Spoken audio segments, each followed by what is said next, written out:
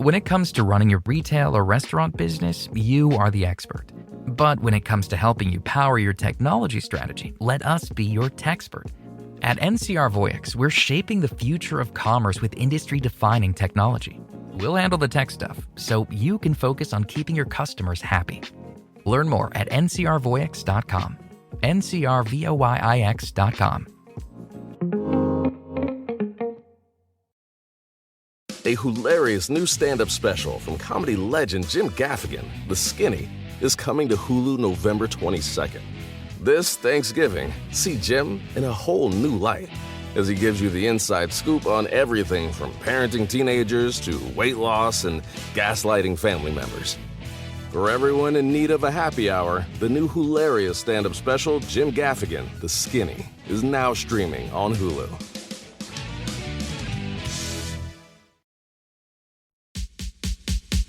Ask me, ask Iliza anything. It's time to ask.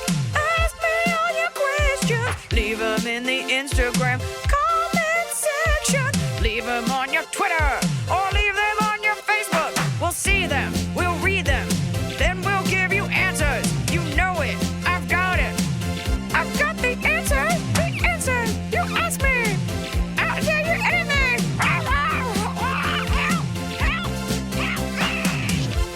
This episode is coming to you on November 6th, which means by the time you're hearing this, we probably have a good idea which president stole the election. And so we recorded this a little early, and I wanted to do that so that you could have a pure break from the craziness around us, the anger, maybe the excitement, and to just sort of get in this hot tub with us. Leave your troubles at the car door. What? Oh, no, I don't want to get in that hot tub. Okay, it's a metaphor. Okay. For the soothing, dulcet tones of my voice at times. But people come here for a respite, and they come here, as one fan aptly put it, and this is a summary of those words, to sort of get away from your problems by hearing other people's problems. And the joy that we find in the outrage we feel towards strangers in defending someone that we don't know. And that's what this podcast is about. Everyday people and their everyday problems, and us getting very invested for 60 minutes. We get invested in some more than others. Well, yeah, and that's, there's an art to writing the question. And some questions you don't see yourself in this person. And weirdly, I have a story to go with almost every single question. And I think at the end of the day, it's everything is everything, and we are each other. God, I remember I've never cringed harder than during Black Lives Matter. We went to like a rally to hear some Black women speak because it was all information that the world was sort of opening its eyes to. And they were up there, and this woman was giving an impassioned speech, and we were all kind of nodding along. And it was a Black woman. And she was saying something very specific about her experience being Black.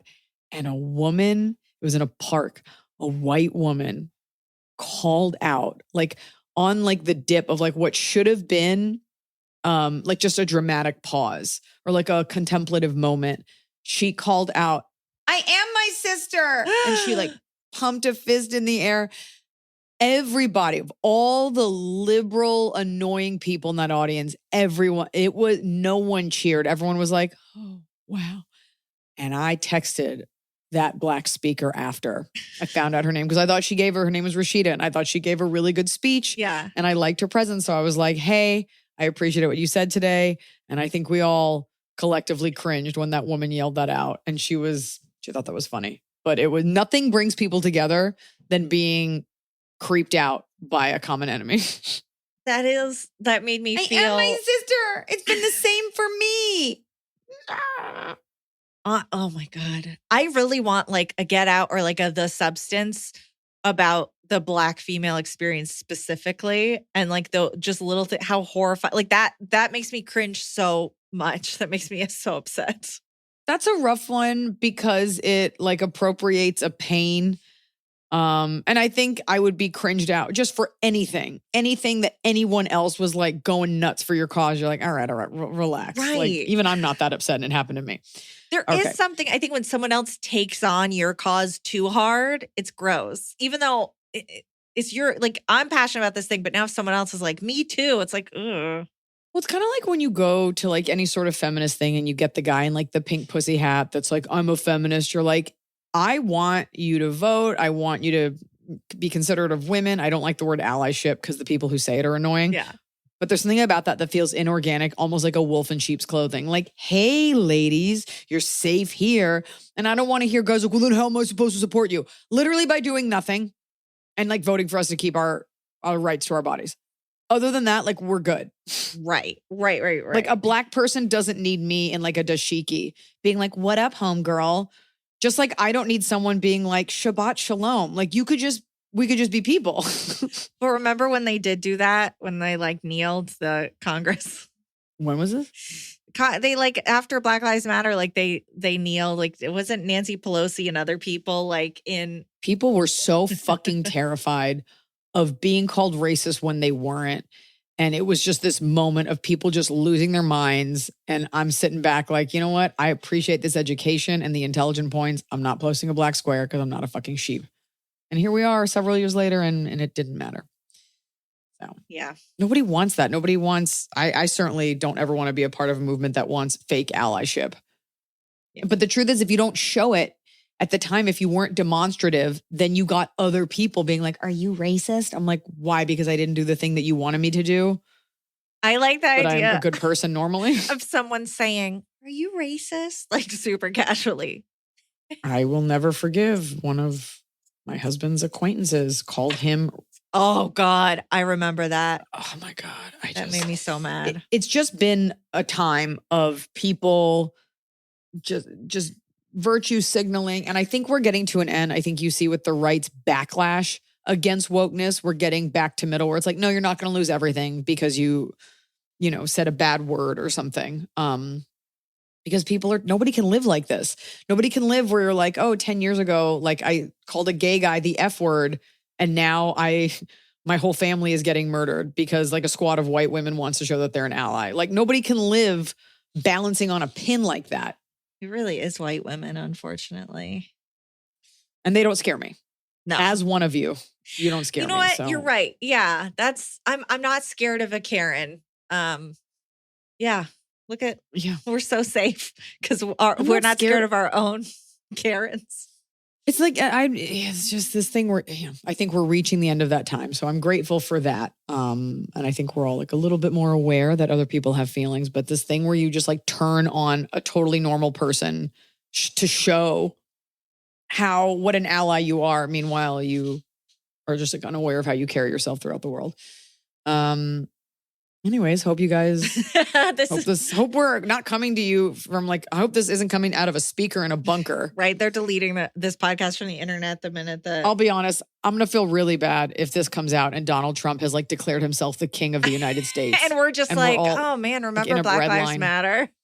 All right. Let's get back to what I was saying, which was the show being a micro vacay. Remember, your baby was almost going to be born on the date of the insurrection. Yeah. Luckily, she stuck in there so that she wasn't. Her initial due date, she was there to change the world. And this will have happened already, but I want to reiterate something that happened. This is the end of October. We, in our Patreon, I'm talking about this. Okay. I'm just going to say this because I don't care. Okay. As a comic, as a performer, as someone who is on the internet, but also in show business, male or female, there is a certain amount of like craziness that you have to endure. And a lot of times it is well-meaning fans who maybe are like chemically imbalanced or on a spectrum or just show their appreciation in a weird way. And the longer you do this job, the more you can realize someone in your audience who's like a little off versus someone who has an ill-intended person, right? Mm-hmm. There was a person who I noticed was writing a lot on our Patreon. And I get it. That's not the problem though. I had a web show starting in like 2007. There's always those fans.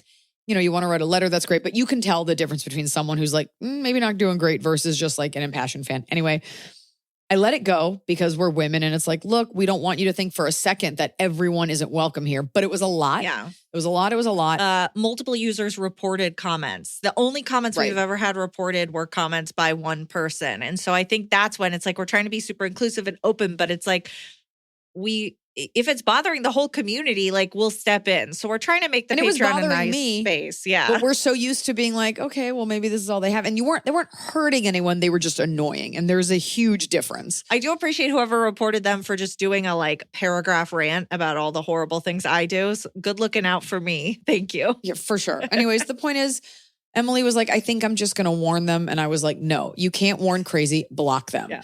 And I think I'm just going to adopt that. I have in my real life in terms of like people coming to shows or someone being disruptive. And I'm not waiting around to see if your chemicals like level out and you can be a person.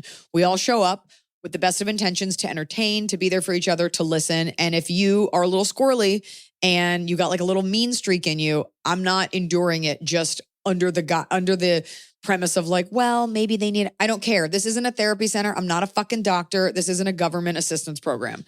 If you're a weirdo, get off my platform. I want to block you. I'm not interested. I'm not sticking around to see what weird shit you do. Well, our Patreon is the ultimate democracy because we went with the will of the people and a bunch of people reported it. And we said, okay, voted off the island. Yeah. And it's in California. So that means it's a free program that people can take advantage of. We should charge for it. This show is sponsored by BetterHelp. I know being thankful is on everyone's minds, and with thankfulness comes gratitude, a concept that, honestly, really bothers me. I'm tired of thanking everyone else. You know who deserves a thank you? Me. You deserve a thank you. When's the last time you thanked yourself? Sometimes it's hard to remind ourselves that we are doing the absolute best we can. So here I am reminding you to send some thanks to the people in your life, but mostly send some thanks to yourself. And a great way to do that is with therapy. If you're thinking of starting therapy, give BetterHelp a try. It's entirely online. It's designed to be convenient, flexible, and it's suited to your schedule. Just fill out a brief questionnaire and you get matched with a licensed therapist, and you can switch therapists at any time, no additional charge. You don't have to travel anywhere. They take the hassle out of finding that perfect therapist. Let the gratitude flow with BetterHelp. Visit betterhelp.com/Iliza today to get 10% off your first month. That's BetterHelp, HELP.com/Iliza. Fall has fallen. Winter is on its way. The days are shorter. But just because, they feel shorter. And just because the days feel shorter doesn't mean your to-do list gets any shorter. You still have to power through your busy days. And a great way to do that is with nutritious food from Factor's no prep, no mess meals. At the end of a short day in the fall or the winter, the last thing you want to do is have to cook. Factor has got you covered from breakfast, snacks, dinner, anything in between. Factor has easy, nutritious options to keep you fueled, like their chicken Florentine with spinach and garlic chili cauliflower. You bet. That's what I want to make myself at the end of a day where I am exhausted and my husband isn't home. Whether you like routine or you enjoy mixing things up, Factor has you covered with 35 different delicious meals every week and over 60 additional convenience options you can add on, like keto cookies, pressed juices, and smoothies. And because Factor meals are chef prepared and dietitian approved, you're going to love not only Factor's meals taste, but also how they support your goals, even if your goal was just making yourself dinner. Head to factormeals.com/Iliza50 and use code Iliza50 to get 50% off your first box and 20% off your next month. That's code Iliza50 at factormeals.com/Iliza50 to get 50% off your first box plus 20% off your next month while your subscription is active. So finally, fall is here. I have been looking forward to it. I have had a hard year in a good way. I had a baby. I have been on a nonstop tour, nonstop traveling, and it's been hot. So I'm looking forward to, of course, pumpkin spice, everything, cooler weather, and slipping into a cozy sweater from Quince. I've talked about Quince before. Quince has beautiful leather jackets, cotton cardigans, soft denim, and so much more. All Quince items are priced 50 to 80% less than similar brands. Dressing expensive doesn't have to be expensive. Their clothing is beautiful, it's durable, it stands the test of time, and it's what I like to call a capsule wardrobe. I got an Italian wool cocoon coat. That's one of those, it's got like a European and collar, and it covers my butt so I can walk around New York City and not be chilly. And Quince only works with factories that use safe, ethical, and responsible manufacturing practices. Get cozy in Quince's high-quality wardrobe essentials. Go to quince.com/Iliza for free shipping on your order and 365-day returns. That's QUINCE.com/Iliza to get free shipping and 365-day returns. Quince.com/Iliza.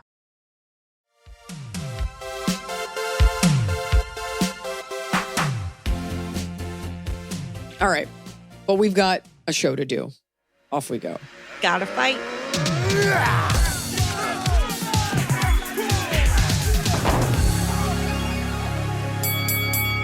Okay. First, we got to fight. I hate this segment. Do you want to stop doing it? Maybe. I don't like starting with a fight, but okay, let's do We it. don't have to start with it. We could do it in the middle. We could just not do it at all. Do you want to just not do it? No, I can't just take it away from them now. Okay. Like most government programs, I can just take it away. Okay. Well, you once said you wanted to stop Top of the Cob and people wrote in complaining. So people write in and complain if you don't want Fight Me removed. I'm ready. Okay. Hi, Eliza, Emily, and the AIA crew. My Fight Me is that other people's dogs are like other people's kids. They're cute, but most of the time they're annoying. Fight me. No fight there. They're also like other people's kids in that when you have a kid who actually is cute or well-behaved, I'm excited to see that kid. Yeah. But a lot of times, like, this is Maggie, the toothless wonder. And she's got like one goopy eye. And it's like, oh, Maggie. Oh, cool. She's wire-haired. I'm starting to think that, oh, cool. I can't run my fingers through that. Yeah, it's like, here, she's a pit mix, random lab. And you're like, this dog has huge nipples. So it's not the same contempt I feel for a disgusting child. Because even an ugly dog can become cute. But I also feel like people tolerate Tianfu. Like I'm noticing that with the people like personal relationships. We were just talking about that last week, how you were talking about it to your dad. So this is a well-timed fight me in that yeah, I don't think anyone really wants to hear about anyone else's pet to begin with, let alone like take care of them. Unless the pet is there. What I never want, much like information about your child, is I'm here with my dog and I'm like, oh yeah, this is her story because you asked and you're petting her chubby little mouth. And then you're like, my dog Riley loves carrots. You're like, Riley isn't here. We are focusing on my dog. I brought the dog so you could put attention on her and her little scarred thick mouth.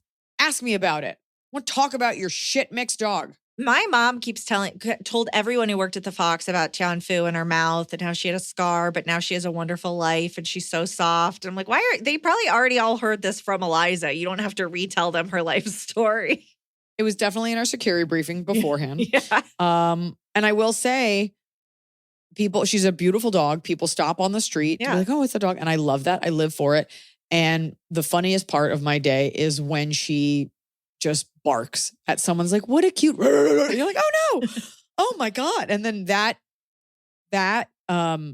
failure, like that dip in enthusiasm when she's like, and then they're like, oh my goodness. Right. That moment is so embarrassing and funny to me when people realize, nope, she's actually just a crazy hot girl who is attached to me. Yeah. She's my Japanese horror film shadow. I approached a dog for the first time in a long time yesterday. I literally got out of my car and walked up to it. Now, I was parking on that street anyway, but it was a Yorkie poo baby. Have you seen one of these? Teeny baby. Anyway, no fight there. But now it's time for the questions. It is time. Got any holiday ones? I love the holiday ones. We'll get into holiday. Well, we have a lot of follow-ups. Do you want to just run through some follow-ups? Special edition follow-up episode. God did things. Okay, so we had one person write in. Well, we've had two people write in about their dogs needing diapers. We had the person. I don't want to talk about this. But this one made me laugh because it's the person whose husband's dog is incontinent, not the parent's dog. And she says, I found a different diaper brand that works better. She acts so dramatically pathetic. My husband falls for it, takes it off to give her breaks all the time. Thus, still cleaning up many indoor pees despite the diapering effort. Daily choice between internally screaming or starting another spout with my husband. The fact a dog owner who has bought multiple brands of diapers for their dog, that to me that's love. Yeah. it's so personal, like where the limit is before you buy a shotgun. So, I mean, we have a really nice rug that someone has peed on. And I don't know if it was Tianfu or my mother-in-law's dog, but, we get it clean because you love the dog. And I don't think it was you, Tianfu. It was Petunia. Okay, we have another follow-up from the person who reached out and said that they were crushing on their boss. Yes. So for those of you that don't remember, this was the girl who had a job with the boss. The boss left. He took her with him. And we said, you need to get a hobby because it sounds like this guy's being professional or he secretly loves you. But you also were like, well, when you were with a guy for a few years, did you still have a crush on him? So I did ask that. And that was an important question. So this is more info, not an update. Well, Okay. No. You asked for context. So, okay. We need to separate these episodes into context versus update. Oh my gosh. They get what they get. I see what I see. I read what I can read that isn't a novel or that I don't have any context for. Okay. Hello again, crew. I am a grateful child following up with more information for my boss dilemma. Eliza wanted to know if I still had a crush on my boss while I was with my ex. Maybe? I can't say with 100% certainty. I was blindly in love with my ex. I would have married him had he asked. It's a no. It's a no. There were rare moments where I would briefly compare the two. My boss is definitely a more kind and compassionate person. I don't think I'm in love with him, but he is good looking and fit. He's just a good and genuine person. There's a small possibility that he might like me too. Based off what other people told me about his ex, she's the same race as me and our physiques are similar. What? I've never been good at sensing things like that. So, well, then definitely don't go out with this person. If you're the only Haitian nurse there and he's like you, then it's a fetish and he's just trying to replace the ex. And she sent a picture of him and you're not like, ooh, hottie. I don't know why you're saying the race as me is like almost like it's a positive. That would be such a turnoff to me if I were, if I liked a guy and I'm like, good news, he also likes Jewish girls with blonde hair. Like then I'd feel like I was just replacing the ex. So, but we don't want to vilify this guy. I can see why you think he's cute. Because he's cute enough and I'm sure his personality goes a long way. So, but I will tell you, if you can't remember if you were into this guy, then you weren't and you don't want to treat him like a chew toy in the interim. If you love this guy, you can't get him off your mind and you've gone out with other people, maybe. I think that's an important thing to note is that like he hasn't asked you out in all of this time. He hasn't asked you for a drink, for a beer. There's no man in the world who, if he really likes a girl, is like, but I want to keep it professional forever, so I guess I'll never try.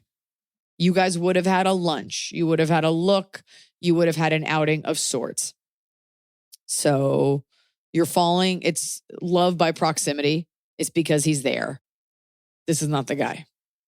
No. When you leave that job, you could shoot your shot, but this is not the guy. No.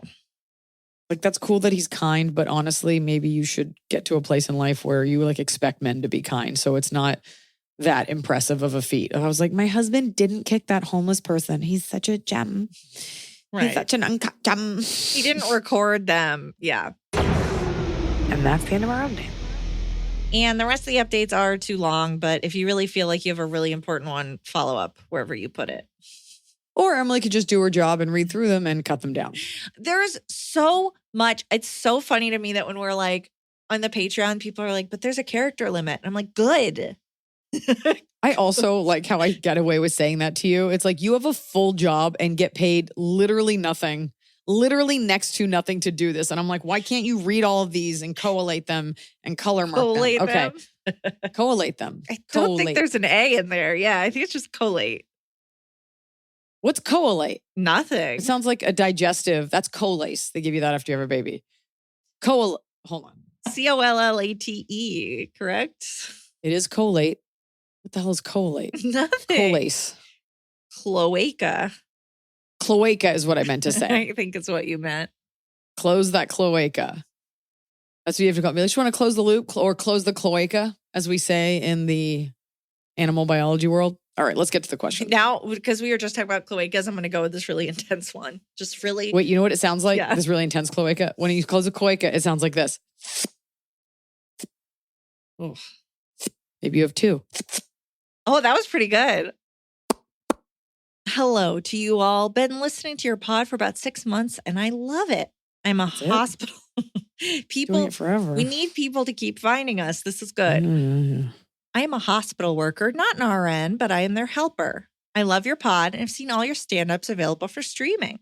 I'm a 45-year-old female, married mother of 3. I've been married for almost 27 years. I live in the oven we call Arizona. I got married at 18, and we got married without telling our parents and family.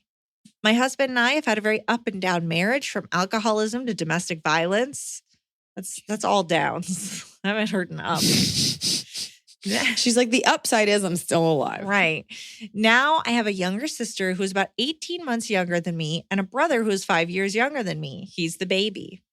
For about a year, my sister stopped talking to me. We were really close most of our lives. My husband went to prison for about 3 years for a felony DUI, but I managed to keep our home, raise my kids, and kept it together working 2 full-time jobs, 12-hour shifts, 6 days, 1 day off. Goodness, I don't know how I did it, how the heck I managed to get through. I used to See, Emily, see what this woman went through, and she I collated know. and she did it. You can't even read fucking emails, the lifeblood of our show. Woman's out here being model American citizen. really. You're doing jack crap. I used to have Fridays off of both jobs. I would take the kids out to a good dinner and then sometimes meet up with my brother and sister at a local bar. We'd play pool. They'd have a great time drinking, and I was DD because I'm not much of a drinker, and it helped me get through the whole thing. Fast forward to the day my husband got out. He no longer wanted me to hang out at a bar with anyone. He is now sober and doesn't want to drink ever again. I think this is why my sister is mad. I feel like she feels ignored and holds resentment towards me for not going out anymore. How do I ask her? I tried to call her and she sends me to voicemail. She never answers. I miss my sister and I'm having a hard time coping with her absence. I feel like she has passed away or something. Can I get her to speak to me? I truly miss our closeness, as she honestly was my true ride or die best friend. A whole freaking year. I am truly in pain. The husband went to jail recently. Got out, it sounds like maybe got out a year-ish ago, was in jail 3 years prior. And he gets out and he immediately is like, hey, I don't want you doing this because I can't do it. I miss you. You're like, great. You're my husband. I want to support you. I don't drink that much anyway. No big deal.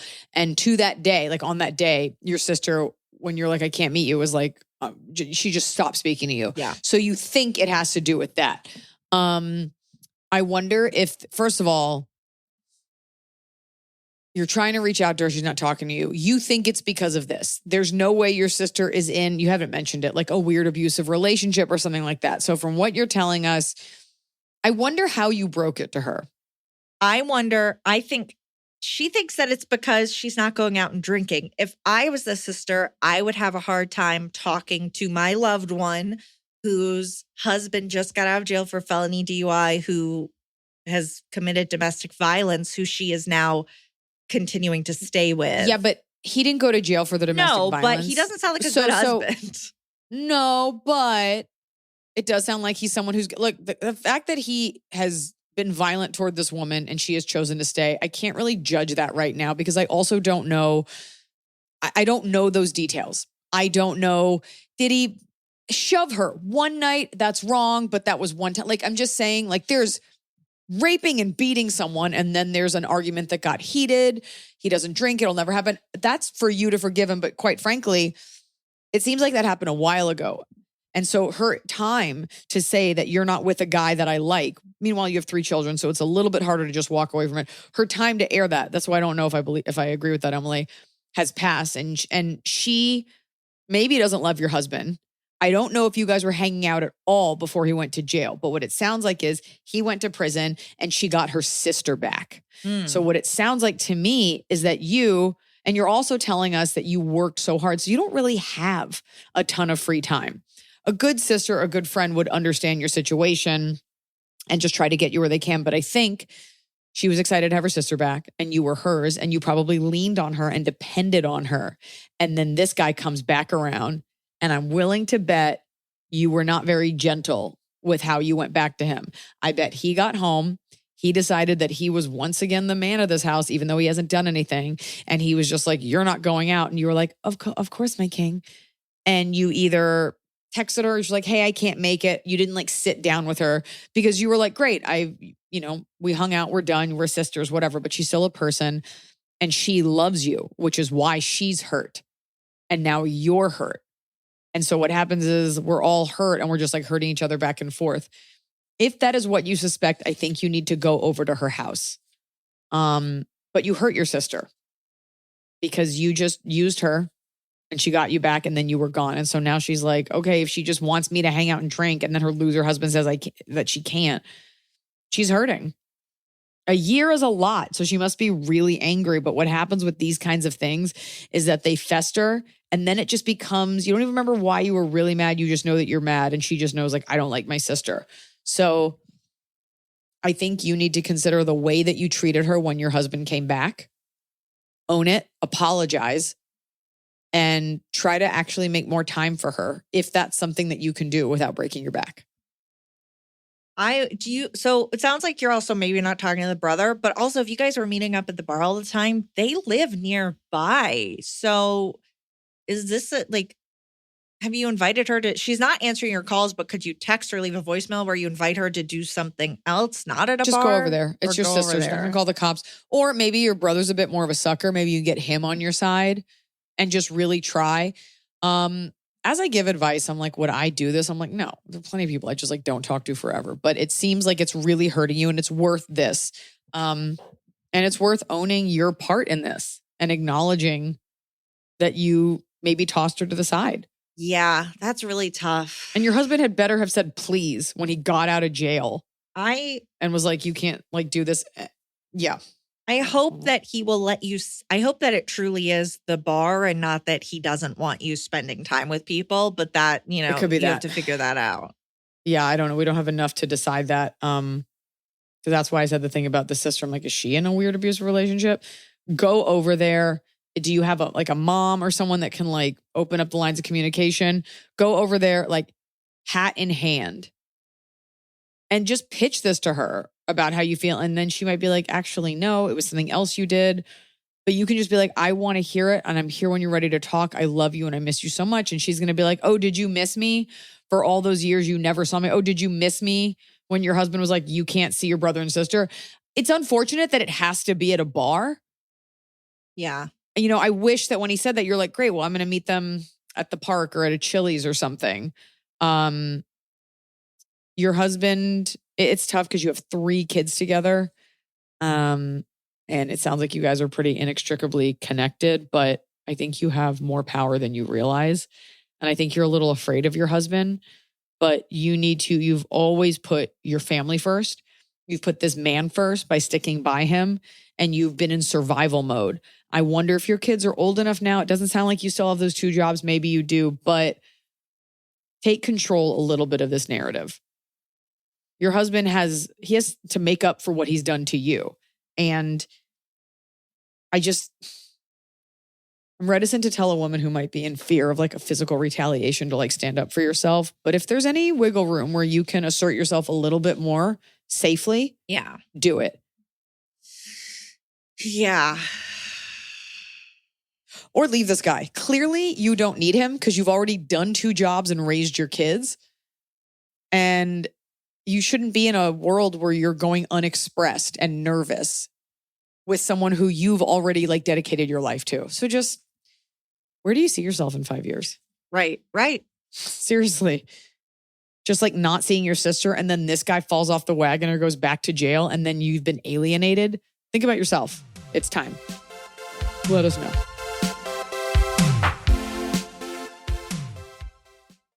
I've noticed that, at least since I've had my babies, that I smell differently when I sweat. Maybe I'm just like getting older. I don't know, but I smell differently. And I don't love that. If I'm on set or if I'm on stage or if I'm doing anything like functioning in public and I don't want sweat stains or to be aware of my stinky pits, that's when I turn to Lumi whole body deodorant because it keeps me smelling fresh all day. Lumi is seriously safe to use anywhere on your body. Pits, under boobs, right ladies, thigh folds, belly buttons, butt cracks, your feet. It's clinically proven to block odor all day and control odor for up to 72 hours. How? Well, unlike certain traditional deodorants that may try to mask odor with a fragrance, Lumi is formulated and powered by mandelic acid to stop odor before it starts. Lumi's starter pack is perfect for new customers. It comes with a solid stick deodorant, cream tube deodorant, 2 free products of your choice like mini body wash or deodorant wipes, and free shipping. As a special offer for listeners, new customers get 15% off all Lumi products with our exclusive code if you combine the 15% off with the already discounted starter pack. That equals over 40% off the starter pack. Use code Iliza for 15% off your first purchase at LumiDeodorant.com. That's code Iliza at LumiDeodorant.com. The holidays are here. And for a lot of us, the holidays mean decorating, hosting, celebrating. For me, it means a lot of traveling. And nothing feels better year-round, but especially during the cozy holidays, than a restful night's sleep in soft, luxurious sheets. Boll & Branch's signature sheets are made with the finest 100% organic cotton, and they get softer with every single wash. You already know that I got Boll & Branch this summer when I needed breathable sheets to sleep in, but this holiday season, I'm actually gifting some of my friends and family Boll & Branch's Ultimate Softness Bundle. I get to choose a signature hem sheet set in any color, a signature hem pillow set, and a waffle bed blanket. And they're all getting juniper, because I think it's a classy color. This way, you know you have something nice to sleep on when you visit. It's the perfect gift for you and them. Gift you and your loved ones a better night's sleep with Boll & Branch. And right now is their best offer of the entire year. For 25% off plus free shipping on your first set of sheets, head to bollandbranch.com/Iliza. That's Boll & Branch, BOLLAND branch.com/Iliza for 25% off. Limited time only. Exclusions apply. See site for details.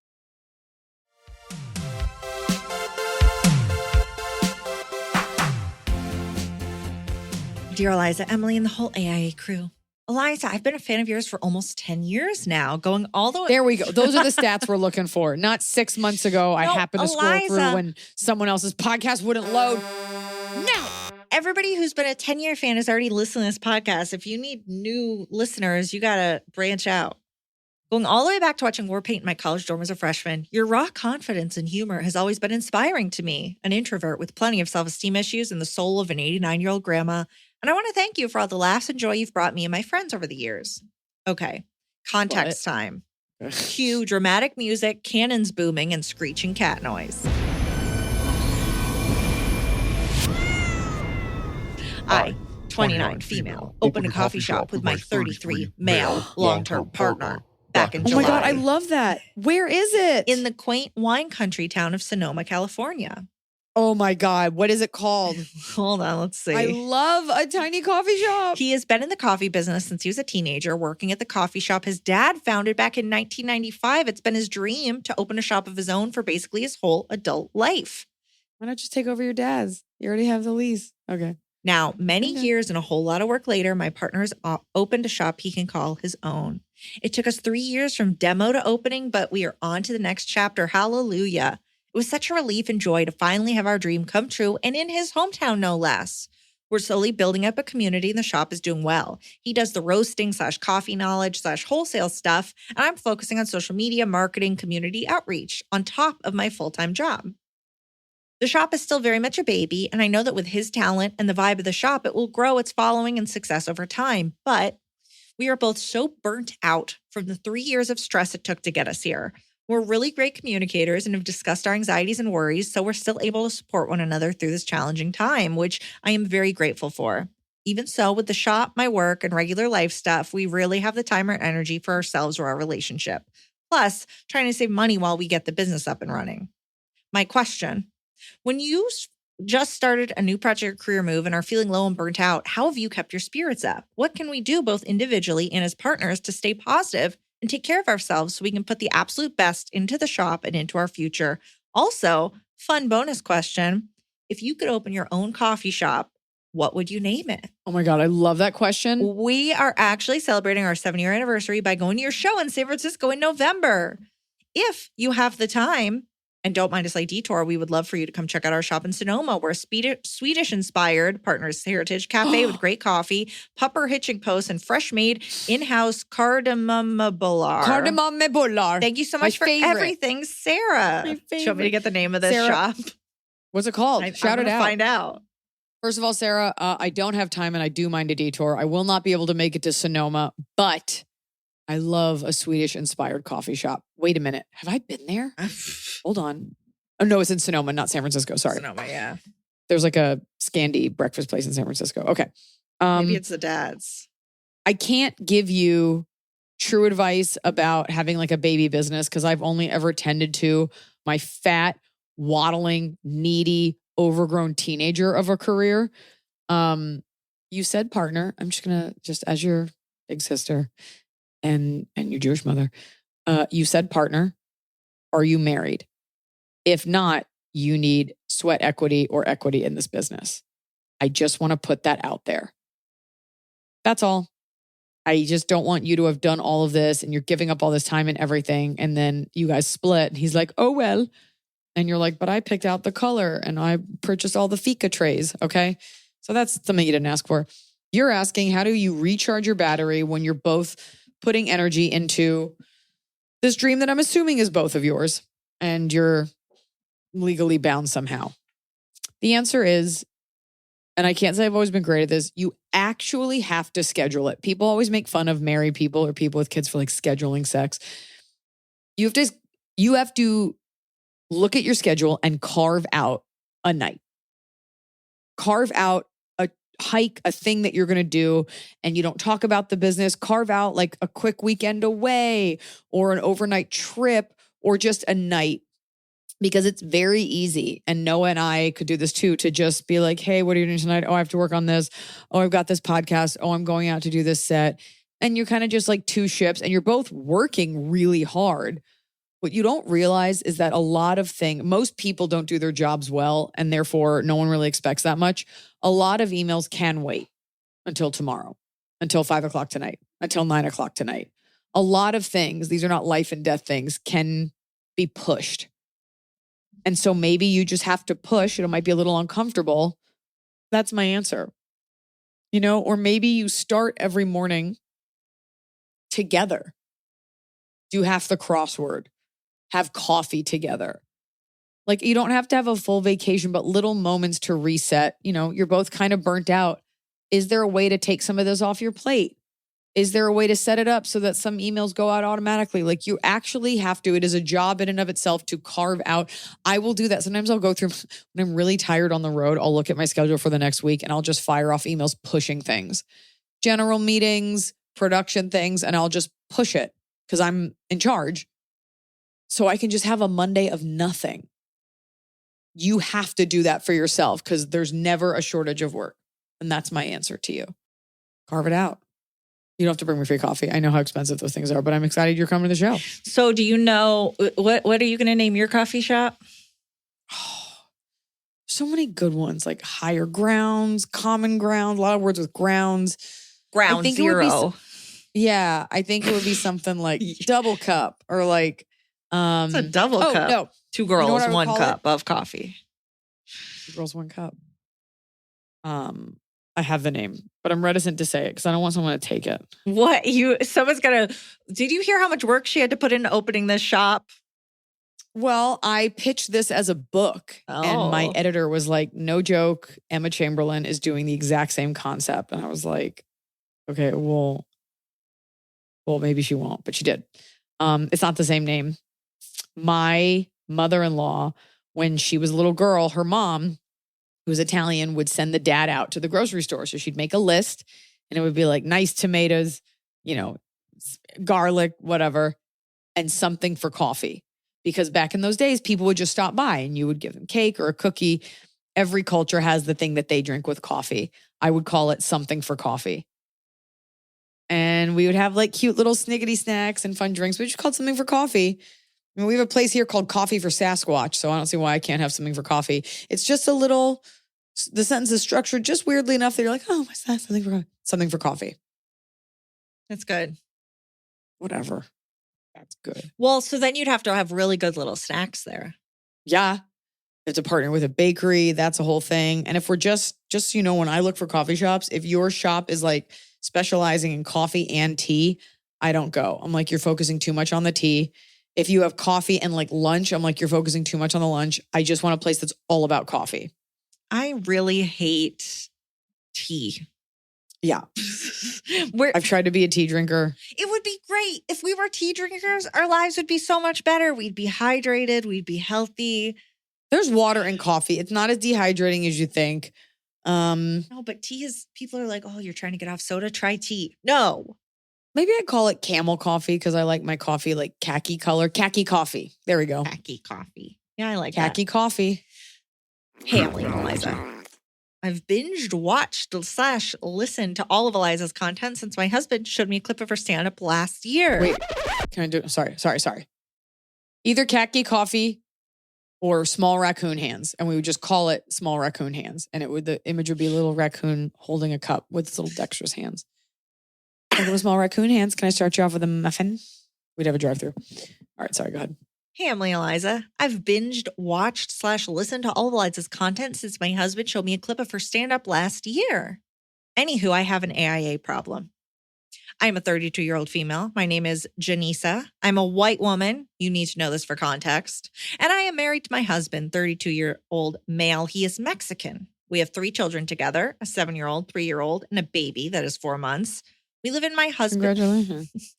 Wait. This is a baby, a little baby. Yeah, good work on that last one. Who cares about the 7-year-old and the 3-year-old? Congrats on the 4 months.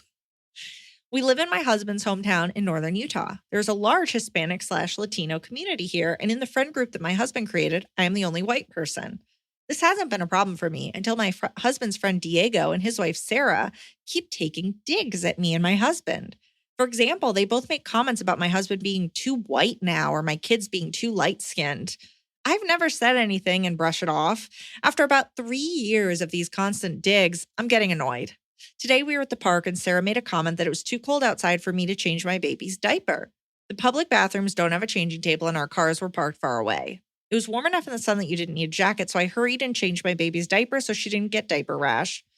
After I changed her, I put a jacket on my baby because we were going to head into the shade where my other kids and Sarah's child were playing. It was a new jacket, so I had to take the tag off. About an hour later, Diego asked if I washed my kids' clothes before I let them use them, and I replied, not usually. Then he started in on how there's chemicals in the clothing and I should be washing everything before I use it. I didn't say anything. Oh, do you think washing it gets rid of the chemicals? Is that how poison works? You just wash it and then it should be all good? Yeah. It just doesn't go into the water that you then use for everything. Like that just solves it. I mean, you probably should, but like, who cares? I don't think that's the issue. No. Okay. I didn't say. Yeah, you should, but he's who not cares? better than you. No. Okay. I didn't say anything, and then he asked if we were going to vaccinate our baby. That's when I got really ticked. I couldn't listen to any more nonsense about anti-vaccination, so I went to the car so I could feed the baby. How do I nicely tell Diego and Sarah to back off and leave their comments to themselves? I also need to add that there is a language barrier. Sarah only knows Spanish, and I can usually understand most Spanish, but struggle speaking back. My husband is fluent in both English and Spanish, but is non-confrontational and loves Diego like a brother. If I confront them, I don't want it to seem like I'm being insensitive of their culture or how they do things. I just want the comments to stop so I cannot be on edge every time I'm around them. And then, okay, we have a totally separate question, but also important. P.S. Question for Emily. Why is it so embarrassing to hit your head? I was taking down a trampoline and my toddler jumped on some of the poles and they crashed down on my head. Instead of going to ask my neighbor that is a nurse across the street if I need stitches, I drove 10 minutes to my husband's work for him to check and then went to the Instacare by myself with my youngest child and got 6 staples. I was too embarrassed to tell anyone what happened. Jesus. Can't wait to see you in SLC in a few weeks, Janisa. Thanks, Janisa. First of all, you need to make some friends besides Diego and Sarah. Yeah. They suck. Because, yeah, and let's say they were exactly like you and have the same values. The language barrier is not that much fun of a hang. Like when you go to a foreign country and you cannot fully express yourself, like even though it's fun to be a stranger in a strange land, like you don't get to be yourself. You're already not getting to be yourself because you're in charge of a small baby. It's a tough thing because to say anything back, of course, makes you the evil, white, racist woman, right? Which is what you're afraid of. I will say that in Latin culture, you know, as much as we defer to these like matriarchs, like the guy, I know personally, a white friend who's married to a Latin person and that person's family, like the brother rules all. And this has nothing to do with like being Latin versus just being a guy versus just being a lunatic. He's into conspiracy theories and QAnon and all this stuff. And so are you going to vaccinate your kids? When he asked that because he isn't, You need to get your kids away from their kids. Yeah, they're sick little they're one kid. Yeah. So unless he just meant COVID, in which case, like, oh, cool. So polio we vaccinate against, but not maybe preventing this other thing. I think and I all get it. Maybe some people got because it's a 4-month so old. There's your red flag. These people are not like you. And this is not because they're Latin and you're white. This is a value thing. There are plenty of Latin people who do vaccinate. So it's not a culture, like a specifically Latin culture thing. This is just a guy who is enjoying challenging you. And I don't even think he realizes it. And your husband isn't around. So he gets to kind of be that way. You need to make other friends. I don't care what color they are, but spend less time with these people. And you need to stand up for yourself. Yeah. Because it doesn't hurt your feelings, because it's not the other way. If you were the Latin one and they were white and they were like, oh, isn't that dirty that you're using tortillas? Then it's racist. It doesn't necessarily go the other way for a couple jabs, but eventually enough's enough. And you are impugning me as a mother because you are criticizing me. And you're not allowed to say anything because you're white and it's going to be seen as racist. But quite frankly, they're rude. Yeah. Or maybe they make you feel insecure. Either way, this is not the kind of friendship that you want. So you either pick your battle, and the next time he says something, you can say, oh, so are you okay with your kids getting polio? And the key here is not being afraid of what they are going to say back. Yeah. I understand we don't want to be uncomfortable, but you have to be so firmly rooted in the fact that you are a good mother and you do make good choices. By the way, let's put a camera on her 24 hours a day and see all the perfect parenting choices she makes. Oh, you didn't wash a brand new jacket? Oh, cool. Do you guys give your kids Capri Suns and sugar? I bet you do. Let's judge that. And so you don't want to get into that, but you definitely are within your rights to be like, if you want to say something to her, I mean, I don't know what this language barrier is like, but you can be like, hey, if you care about being friends, be like, I think we're friends. And I just want you to know that I think you say things sometimes that I don't know if you realize that they're coming off as judgmental, but like, I would never do that to you. Mm-hmm. This woman sounds like an idiot, to be honest. And it may not be worth having that conversation, or you could just ignore it. You can come from a place of like, I know myself and I know my family and I know I'm doing the best I can. And I'm sure you guys are as well. I think that they're just so used to the luxury of getting to say this shit to you because you don't want to say anything back. Mm-hmm. And the fact that your husband doesn't want to get involved really bothers me. My husband wouldn't either. Men do not want to have these dramatic things, but he is criticizing you with impunity. Yeah. I don't like this guy. I don't like how dumb these people are. And I don't like how rude they are. Yeah. Or you can just come from a place of, I know better. When she's like, oh, you're not going to wash it. Be like, nope. And I'm also not going to spray her down with anti-coyote spray because I'm also not going to have an umbrella over their heads. Like there's a million things we could be doing. Mm-hmm. Either they're coming from a shitty place or they're so dumb that they're unaware how mean it sounds. Yeah. But you need to get friends that are just, first of all, you need friends that fully speak English so that you can actually talk. Right. And feel heard. It just gets to such a weird place when like race is involved. And of course it always has something to do with it. But if you are going to just fire at people and make jokes, and especially because you don't have a relationship like that, Janisa, like you're not also making jokes. So it's just this couple constantly being shitty to you and your husband isn't around. So either that guy's getting off on it or they're just dumb. Yeah. I would just make some other friends and make other plans and then tell your husband, be like, it's really fucked up and you should be annoyed that another man is like criticizing the way another mother is raising her child. And the vaccine thing is so out of bounds. Yeah. He should be embarrassed enough to at least keep it to himself. Right. Ugh. Hi, Iliza, Emily, Chanfu, Hot Scotty, and the rest of the AIA gang. I am a 33-year-old lawyer and homeowner, unencumbered by a self-esteem issue. Oh, I recently lost my soul dog, Duke, about 2 months ago. He was old and sick, which was painful to watch, but I had the privilege to take care of him for his final months on Earth. I got him when he was 4 months old, when I was a dumb 22-year-old in college. He was there for the shit show that was my 20s and entered the stability phase with me in my 30s. All this to say he was my Blanche. So now that I've made you all sad, here's my struggle. I have a second dog. I guess she's my only dog, but she's number 2. I've had Goldie for a year and she has made the loss of Duke easier, but she's not Duke. And I don't expect her to be because she's her own dog, but I can't shake this feeling that I'll never be bonded to her the way I was with Duke. So, Yeah. Liza and Emily, when you lost Blanche and Gracie and then got Tianfu and Rizzoli and Isles, how did you get through the feeling that this isn't the same bond? Is it something you've accepted or did you just do everything with them differently? To be honest, I feel like a turd of a dog owner because Goldie loves me so much. And while I love her, I feel bad I don't love her as much or like I loved Duke. Any and all words of wisdom are appreciated. Also, Eliza, I dated the head of security of Thunder Valley and am inevitably going to run into him when I see you in Lincoln in December, but it will be totally worth it. XOXO, sad dog girl, Katie. I love that, Katie. Thank you for enduring that to see me. It will be worth it. It sounds like you got Goldie pretty soon after Duke died, right?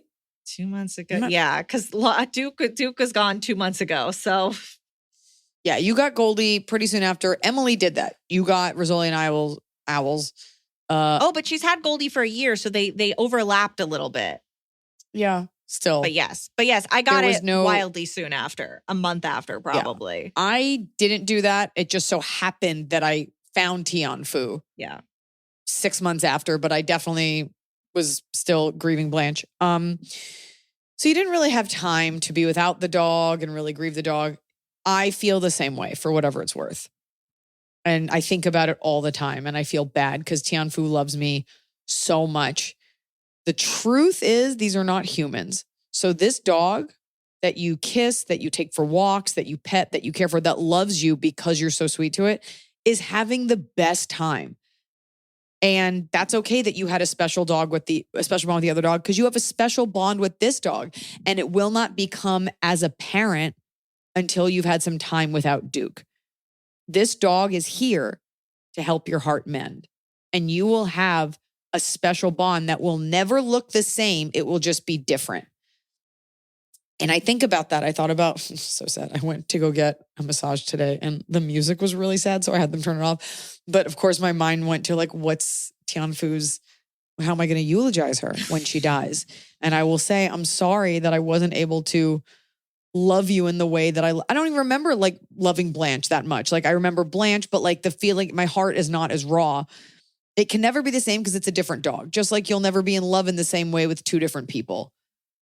And it's the perfect thing for this dog. And this dog is so happy. And that's okay.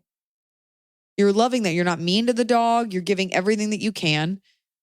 And it's just a different animal. And it's okay. You have to forgive yourself and know that plenty of people are in relationships knowing they won't ever be loved the way that person loves someone else. And they're still very content. I say this as this dog is wrapped around my feet under this desk. Like she could not be happier. My hand is being licked. I think it's hard because when you think about pets, they're kind of property. They're not, but they are. So it's like, if you lose someone in your life, you don't get a new one, but with pets you do.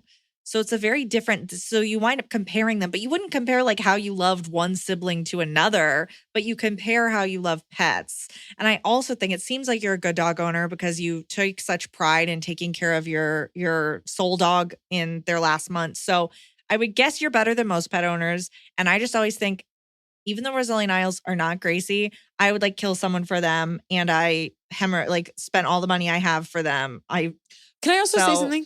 Yeah.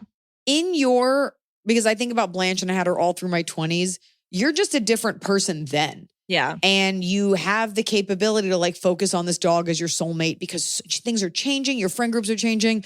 It's not that we don't love dogs the same way, but you're a different person now with different priorities and goals. And so this dog probably fits perfectly in a way that you couldn't dedicate the mental energy that you did in your 20s. And also, more about the world now. Yeah. And so I'm obsessed with Tianfu and I talk about her mouth a lot and I take pictures of her, but I look back at the way I was with Blanche and I'm like, I don't have the time to just sit in my condo and stare at you in the mirror. I'm vice versa in that I had Gracie and she was my only cat and I was working and I was out.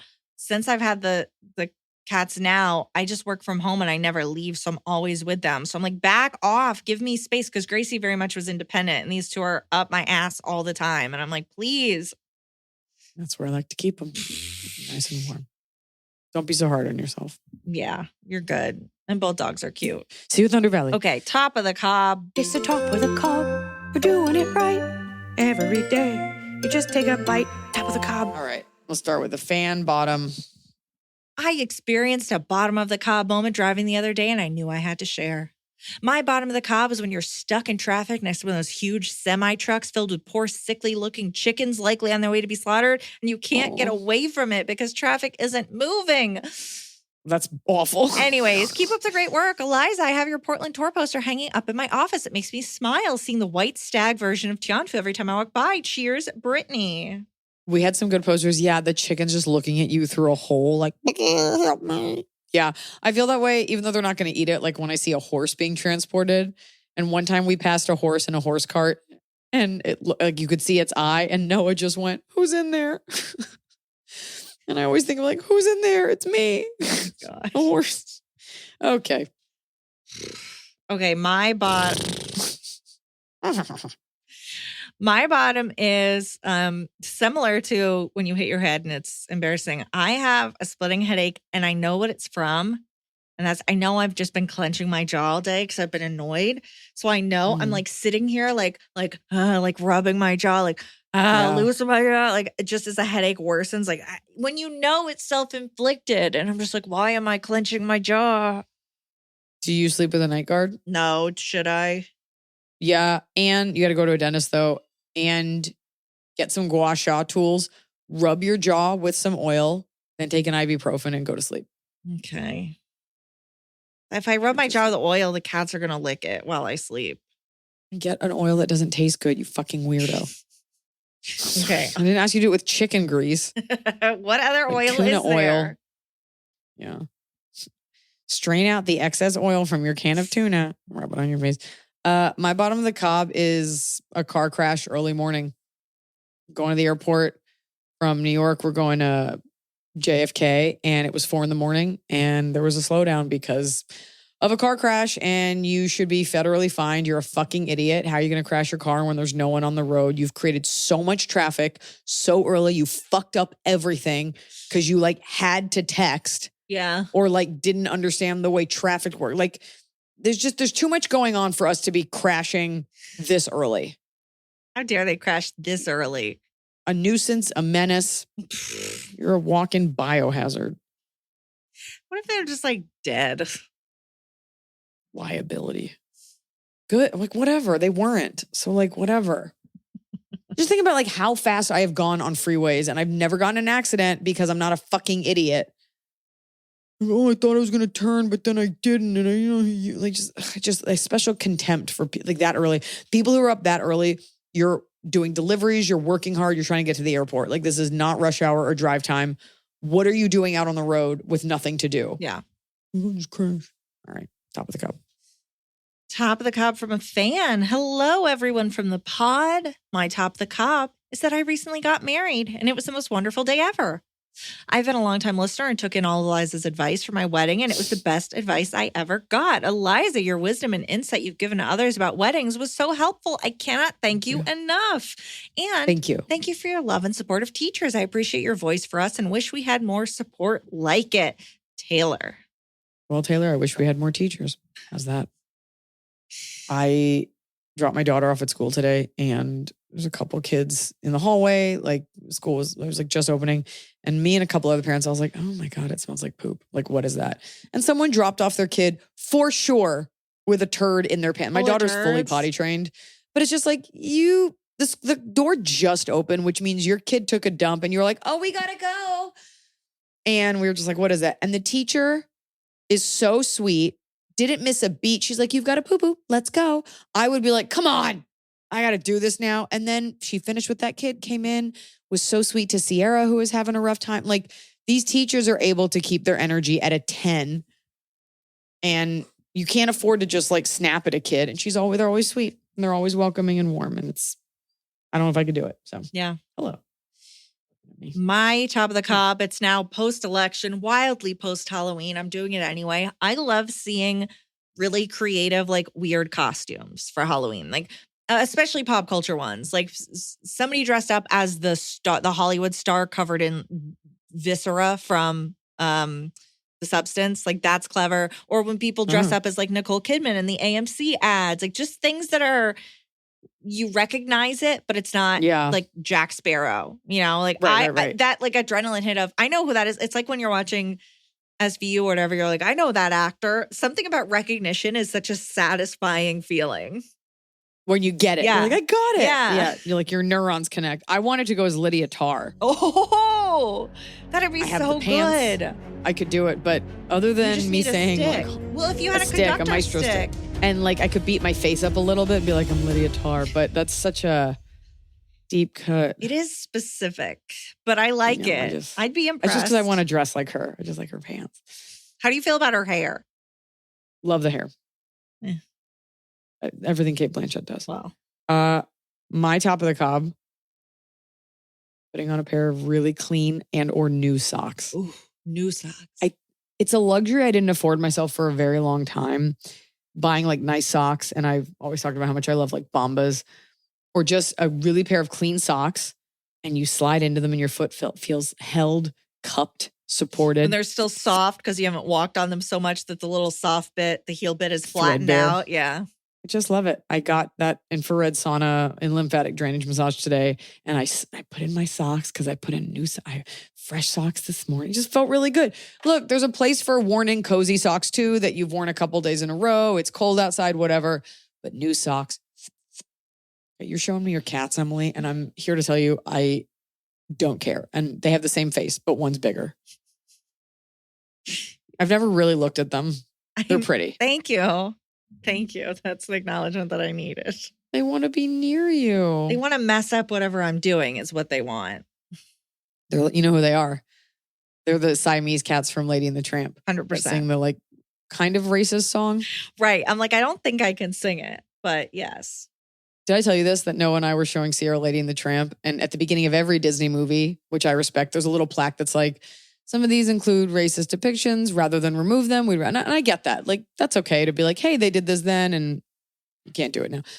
And I was like, what's racist in this? And then we're like, is it the Scottish dog? Is it the Italian chef? And then it was like, gong, we are Siamese. And I was like, oh, it's the gong and them being evil. Got it. And the teeth. And the eyes. Yeah. The eyes. Yeah. And Siam is Thailand. That name no longer exists. Yeah. People don't think about that. The King and I, she went to Siam. Okay. Folks, as much as I want to be like, we did it, we won, I don't know what this day is going to bring. Coming to you from the past, but also wishing the best for our future. But this is the week of November 6th, which means people will either be celebrating. Actually, I don't even know. I don't feel like any of us are thrilled about Kamala. So I think we'll either be like taking a deep breath or drinking your troubles away. And that means you will be seeing me this week in Idaho at the Morrison Center in Boise. Obviously, Boise couldn't really name other than Sun Valley, another part of Idaho. And I'll be seeing you there. And then we're coming to you, Las Vegas. Las Vegas? It's a little bit Las Vegas.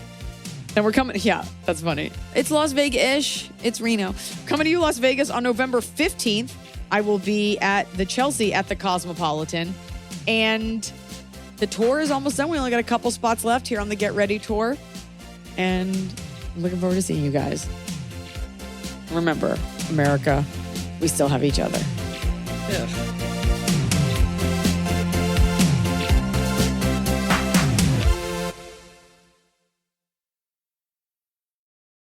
Building a business may feel like a big jump, but OnDeck Small Business Loans can help keep you afloat.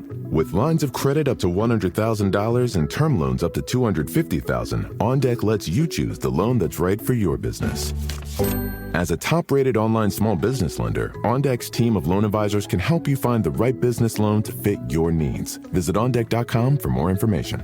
Depending on certain loan attributes, your business loan may be issued by OnDeck or Celtic Bank. OnDeck does not lend in North Dakota. All loans and amounts subject to lender approval. Life can throw a lot your way in the morning. You might be battling drop-off times, while your kids are battling imaginary monsters or their shoelaces. But no matter what life brings, Life cereal puts a smile on everyone's face. With 24 grams of whole grains and unexpected sweetness in every serving, it's sure to please even the pickiest eaters. Help start your mornings with Life cereal. I really love my life.